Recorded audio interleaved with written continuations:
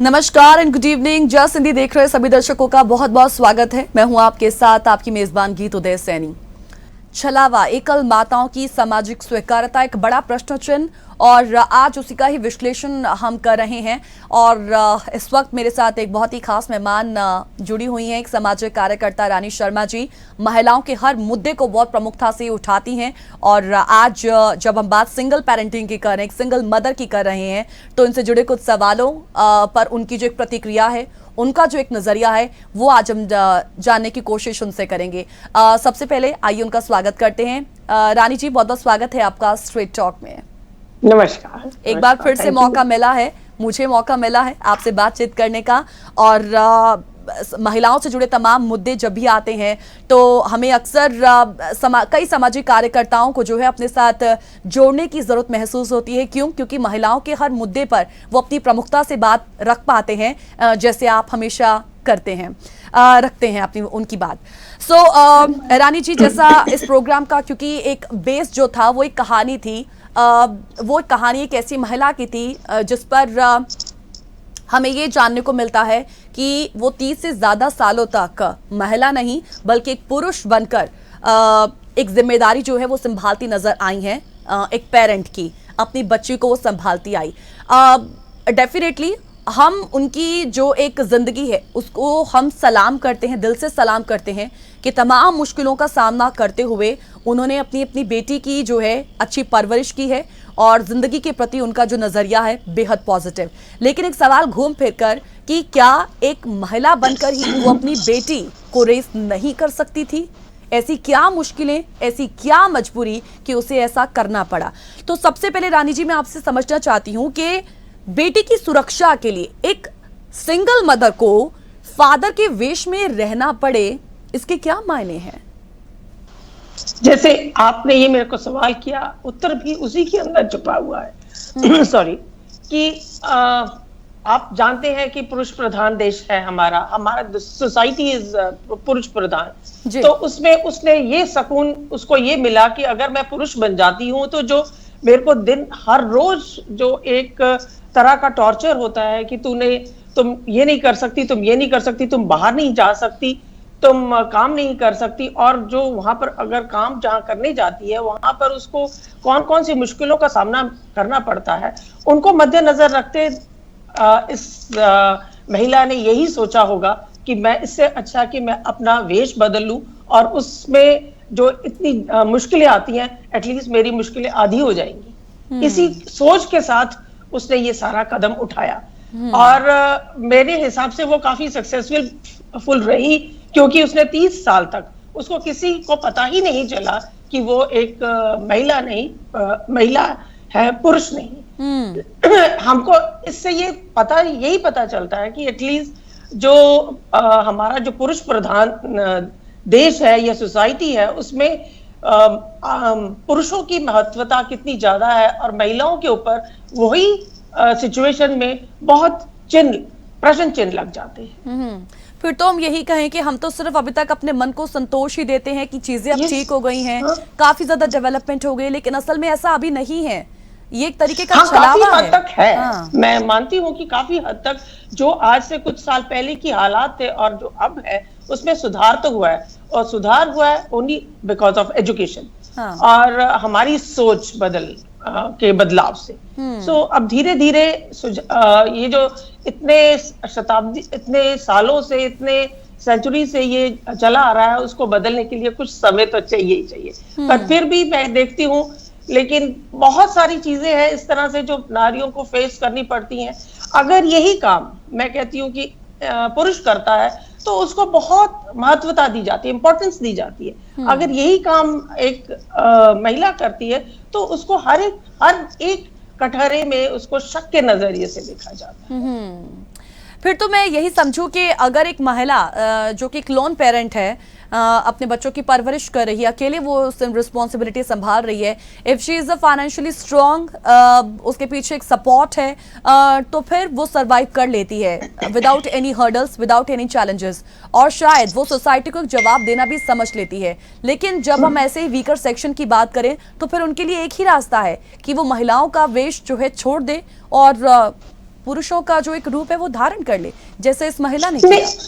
हाँ, नहीं, मैं ये नहीं कह रही हूँ कि भाई हमको हर वक्त यही करना चाहिए, लेकिन उसको ये रास्ता बड़ा आसान लगा, तो उसने सोचा कि हर रोज मैं इन जो मुश्किलों से जूझूंगी और मैं काम क्या करूंगी और अपनी बच्ची की परवरिश कैसे करूंगी, तो उसने ये रास्ता अपनाया। लेकिन अब हम जैसे हमारी सोच धीरे धीरे बदल रही है, उसके हिसाब से हम महिलाएं कर रही हैं।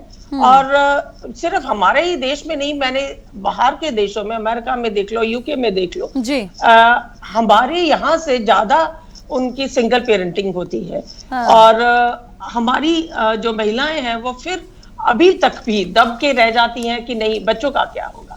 लेकिन अब दूसरी सोसाइटीज में मैंने देखा है कि वो नहीं डरती। अभी आप यूके का ही देख लीजिए, 2.5 मिलियन सिंगल पेरेंट्स हैं एंड वो अपने आप बिल्कुल सक्षम है और अपने बच्चों को उन्होंने बहुत अच्छे तरीके से उनके पालन पोषण भी किया है और उनको एक जो अच्छा इंसान बनाने का उनका को श्रेय भी जाता है। जी जी जी। वही चीज मैं ये समझना चाहती हूँ कि ये जो सोशल एक्सेप्टेंस है, फिर हम कहें कि देखिए पहले ये हर कहीं था कि हर एक महिला को बीइंग अ सिंगल जो पेरेंट है वो इन तमाम चैलेंजेस का सामना करना पड़ता है। लेकिन फिर वही चीज कि डेवलपमेंट के साथ साथ, विकास के साथ साथ लोगों की सोच भी बदलती है। जैसा आप फॉरेन कंट्रीज का ये आपने जो एक आंकड़ा भी हमारे सामने रखा कि वहां पर सोशल एक्सेप्टेंस बहुत ज्यादा है। अभी तक भारत में जो सिचुएशन जो है वो अभी भी ठीक नहीं है। अगर मैं यहाँ पर बात करूं सिर्फ पेरेंट्स की, एक ऐसी महिला की जो अभी भी अपने पति के साथ है और अपने बच्चों का भरण पोषण कर रही है, लेकिन कहीं ना कहीं अपनी जिंदगी से वो सेटिस्फाइड नहीं है। फैमिली से जो है, इन लॉस के साथ झगड़े, पति के साथ हमेशा से झगड़े। लेकिन जब कभी भी उसे ये कहा जाता है कि इससे अच्छा है कि आप सिंगल रहकर अपने बच्चों की परवरिश कर लो, आप इस तरीके से जी रही हो, लेकिन उनका यही कहना रहता है कि अकेले में कर नहीं पाऊंगी, even if she is financially strong. लेकिन फिर भी उनकी अगर ये सोच है कि वो अकेले नहीं कर पाएंगी, लोग क्या कहेंगे, और बिना पुरुष के वो अपनी जिंदगी जो है वो नहीं जी पाएंगी। एंड द सेकंड थिंग, बच्चों का भरण पोषण किस तरीके से करेंगी। आज भी ये महिलाओं को क्यों सोचना पड़ रहा है कि वो सिंगल रहकर चीजें नहीं संभाल सकती? बिकॉज उनको सिंगल रह के, क्योंकि बहुत सारी डिफिकल्टीज हमको फेस करनी पड़ती हैं। फाइनेंशियली तो आपने बताया कि फाइनेंशियली होता ही है, लेकिन उसके बावजूद भी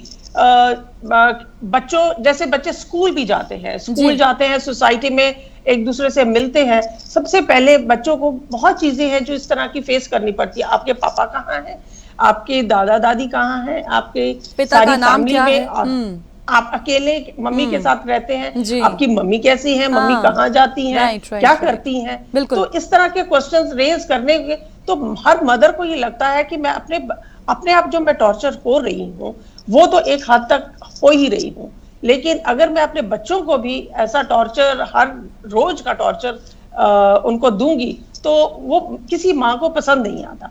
लेकिन मैं इसके लिए यही कहना चाहती हूँ कि हमको जो आप अपनी जिंदगी एक ही बारी मिलती है। अगर आपने इसी उसमें बिता दी कि हाँ चलो कॉम्प्रोमाइज करते, लेकिन आपकी लाइफ तो खत्म हो गई ना। और मैं इसका इफेक्ट जो आपके बच्चों को भी पड़ता है, क्या बच्चे नहीं देखते? जैसे जैसे वो बड़े होते हैं वो देखते हैं हर एक चीज को, और उनके मानसिक तनाव भी उनके अंदर धीरे धीरे आता है, उससे उनकी पर्सनालिटी में भी इफेक्ट पड़ता है। तो मेरे हिसाब से अगर आपका एटमॉस्फेयर हैप्पी और एनवायरनमेंट अच्छा नहीं है तो there is no harm in single parenting. और आप सक्षम हैं, और ऐसा तो कुछ नहीं है कि कोई माँ सक्षम नहीं हो सकती। मैं आपको एक उदाहरण देती हूँ। एक लेडी जिसने बोलती मेरे 11 साल का, रानी जी, हाँ बिल्कुल, मैं आपका ये जो आप वाकया मेरे साथ शेयर करने वाले, मैं इसे जरूर सुनूंगी, लेकिन एक छोटा सा ब्रेक ले लेते हैं, तुरंत लौटेंगे। स्ट्रेट टॉक में जुड़े रहिएगा हमारे साथ। Welcome back after the break. आप देख रहे हैं स्ट्रेट टॉक और इस वक्त मेरे साथ सामाजिक कार्यकर्ता, सोशल एक्टिविस्ट रानी जी इस वक्त हमारे साथ जुड़े हुए हैं। मैम, एक बार फिर से आपका स्वागत करते हैं। ब्रेक में जाने से पहले आप मेरे साथ एक वाकया शेयर कर रही थी, थोड़ा सा अब प्रोग्राम को भी समाप्त करने का वक्त तो चला है, तो जल्दी से वो वाकया जो है वो आपसे हम सुनेंगे।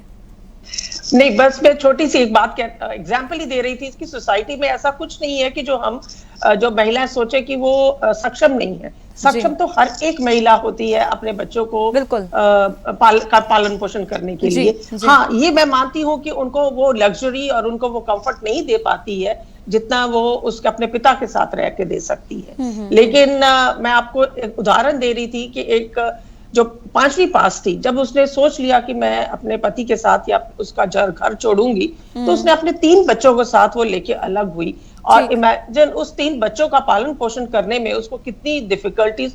फाइनली उसने पहले तो बर्तन भी मांजे, सब घरों में सफाइयां भी करी, एंड उसने वो उसी में से कुछ पैसे जोड़ के उसने ई रिक्शा खरीदी।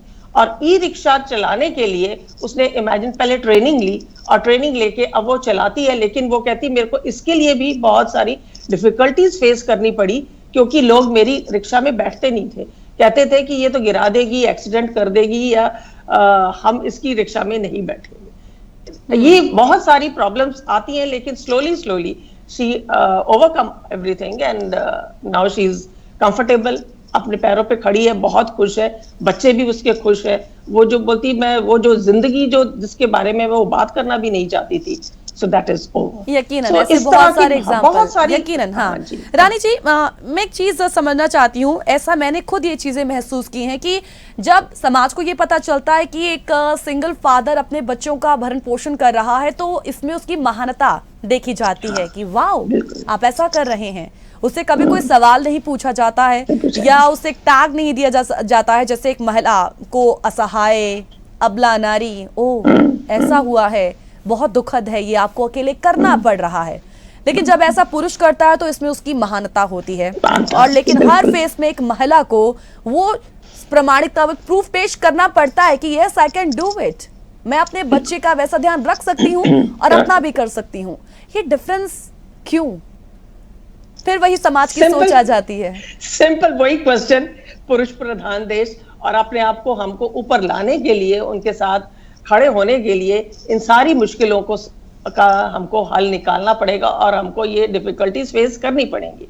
और हो सकता है कि हमारी जनरेशन इन डिफिकल्टीज को फेस करे, और जो नेक्स्ट कमिंग जनरेशन है उनको ये डिफिकल्टीज थोड़ी कम फेस करनी पड़ेंगी। बिकॉज हमारी जब सोच बदलेगी, जब हमारी सोच बदलेगी, तो अपने आप ही ये इन चीजों में बदलाव आना शुरू हो जाए। बिल्कुल। लेकिन रानी जी, इस बात को भी हम डिनाई नहीं कर सकते हैं ना कि सोच धीरे धीरे बदल भी रही है। लेकिन जब हमारे सामने ऐसे एग्जाम्पल्स आ जाते हैं, जैसा आज हमने जिस स्टोरी का बखान जो है वो प्रोग्राम की बहुत शुरुआत में किया, और आसपास भी जब हम ऐसे कुछ एग्जाम्पल्स सास पड़ोस में देखते हैं जिसमें हमेशा ही महिलाओं को एक उन्हें जज किया जाता है, तो वो ये चीज़ें हमें फिर से सोचने पर मजबूर कर देती हैं कि हम सिर्फ विकास की सिर्फ बात कर रहे हैं। This is totally a sham, एक तरीके का छलावा, एक पर्दा है जो अभी भी डाला हुआ इन तमाम चीज़ों के आगे, और हम सिर्फ संतुष्ट होने का मात्र दिखावा कर रहे हैं कि सब कुछ ठीक है। अब मैं मानती हूँ आप जो कह रहे हैं बिल्कुल सही है, लेकिन हर एक मंजिल को पाने के लिए हमको कदम से कदम मिलाना पड़ेगा, और एक एक कदम करके ही हम आगे बढ़ सकते हैं। और मैं सोच भी रही हूँ कि काफी कदम हम बढ़ चुके हैं, बिकॉज अगर हम ये सोचे कि हाँ अभी अपने आप से एकदम से होएगा, नहीं, हमको एक एक कदम आगे कर करके ही इन चीजों को ओवरकम करना पड़ेगा। Because motherhood is not anything else, it is just a behavior. Mother is a behavior actually, जो nobody can match that. Exactly. एक अच्छी बात है ना कि महिलाओं को एक कहें एक इनर जो उनकी एक एबिलिटी है, जो उसे शुरू से ही मिली हुई है, कहीं ना कहीं उसे सिर्फ कहीं ना कहीं उसे खोजना होता है, अंदर से एक बाहर निकालना होता है, उस डर पर जो है वो एक उस डर को कंट्रोल करना होता है। सो ये शायद अगर हर महिला ये अपने अंदर की इस इनर कैपेबिलिटी को महसूस कर ले, तो शायद जो उसे जज किया जाता है और उससे सवाल किए जाते हैं वो उसका मुंह तोड़ जवाब दे सकती है। दे सकती, बिल्कुल। ये सिर्फ उसकी एजुकेशन और उसकी जो हालात है उनको वो जब उनसे जूझने लगती है तो उसको जवाब देने भी आते हैं, उसको सब कुछ करना आता है, लेकिन सिर्फ हमको उनको थोड़ा ऊपर उठाना पड़ता है, कि उनको कहना पड़ता है कि तुम कर सकती हो, और उनको इंस्पायर करने से ये सारी चीजें पॉसिबल हैं। एटलीस्ट हमारा जो एक हमको ईश्वर का जन्म हमको मिला है, उसको हम अगर कुछ, मैं कहती हूँ कि पहले हमारे साथ बहुत कुछ बुरा हुआ, अगर अब हम उसको अच्छे से जी सकते हैं तो उससे ज्यादा कुछ अच्छी बात नहीं। और ये शायद हमारे हाथ में है। सेटिस्फेक्शन, जी। Satisfaction is. Thank you so much Rani ji, आपसे बातचीत करके बहुत अच्छा लगा। Thank you so much for sharing a very good time with us. आपने अपना कीमती वक्त Thank you हमारे so साथ much. निकाला। It was such a great talk with you. Thank you so much once again. Thank you. So ये आज का एक ऐसा विषय जिस पर जितनी बात, जितने सवाल खड़े किए जाए उतने ही कम हैं। लेकिन फिलहाल इजाजत लेंगे क्योंकि वक्त कह रहा है कि अब इजाजत ले लीजिए अपने दर्शकों से। सो कल एक नए विषय के साथ होंगे आप सभी से रूबरू। जुड़े रहिएगा जस्ट हिंदी के साथ फॉर मोर प्रोग्राम्स। नमस्कार।